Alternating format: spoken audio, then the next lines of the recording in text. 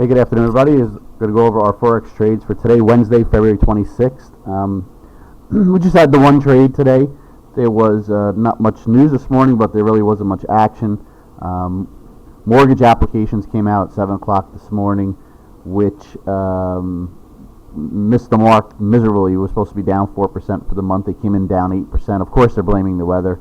But then there was nothing until 10 o'clock, and that was new home sales, which surprisingly came in better than expected. And they said that the Northeast in the month of January had a very solid month as far as new home sales. Completely doesn't make sense because the month of January has been a brutal month in the Northeast for weather, snow, and whatnot. So you have to think the numbers are somehow fudged or maybe carried over from previous month or however they're calculating it. It absolutely makes no sense because not only was mortgage applications dove for the month of January, so did the sales of existing homes dove for the month of January, and all of a sudden new home sales all of a sudden were really good. So it doesn't make any sense.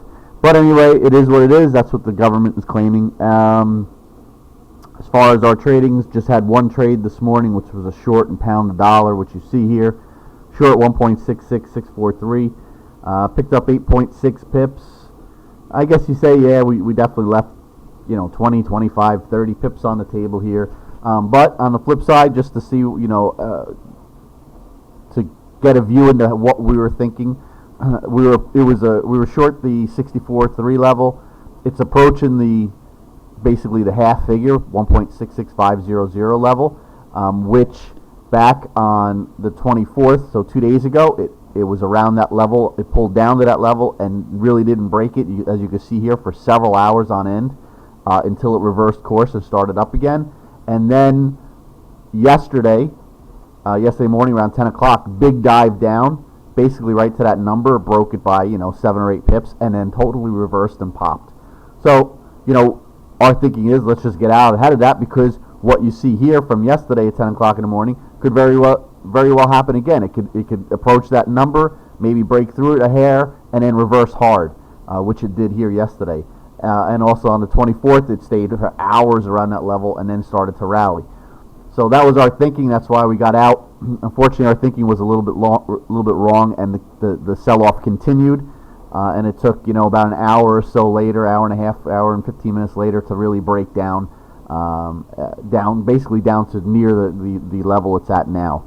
So, you could say, well, we left 20, 25, 30 pips on the table. But on the flip side, as it's happening, I think we did the right move. You're looking at 8, 9, 10 pips in the face.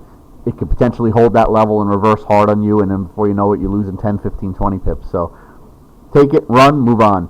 Unfortunately, we just didn't get any other trades so far this morning, but we'll take it and book it. If you're looking for the swing trades, we had some yesterday, one or two. No, one yesterday was profitable. One from Monday night sort of happened early Tuesday morning. That was profitable. Two so far this morning, which are not profitable, but they're doing their thing, and we'll see what they do. As you know, with the swing trades, you're in them. You could be in them for a longer period of time. You're holding. You're risking a lot more, but you're trading much smaller size. So. And who knows if we'll get any more signals on the swings today. There is some news coming around, 4:30, 4:45 p.m. East Coast time. It might be from Japan. I don't really remember. Got to check the calendar. So, there might be a signal as far as long-term trades prior to that. So we'll see. Anyway, that's it. Going to wrap it up. Hope you're having a good day. If you're trading now, good luck, and we'll be back tomorrow.